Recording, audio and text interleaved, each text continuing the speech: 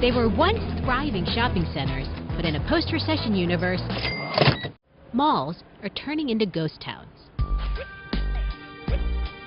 The one-two punch of contractions in retail and housing, coupled with the rise in e-commerce, has led to the decline in brick and mortar. American cities are riddled with abandoned shopping, most of which are too expensive to tear down. In Providence, Rhode Island, that means turning the oldest mall in America into micro-apartments. There are 14 residential units on the second and third floor, and 38 of those are micro-lofts, 19 of them that are 225 square feet and 19 of them that are just under 300 square feet. I mean, you only got 29,000 square feet of rentable space in a building this size.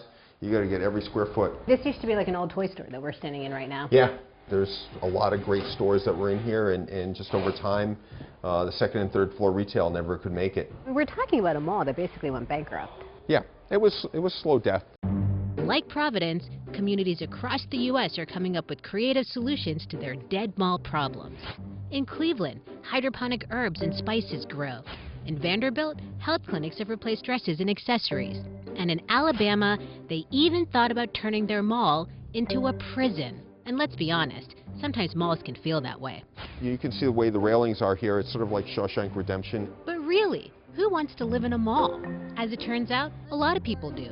The waiting list for units is already a couple of hundred people long. Do you think that's going to be a weird selling point, that you have to have the storefront and like you're going to have to live in a storefront basically? That's the challenge in this building, but it's also the charm. Imagine living in this building and coming home to this every day and walking through here and in the summer the light, and you have to see what the space looks like when it's lit during the evening too. It's really spectacular. It's your window on the world. It's not a storefront.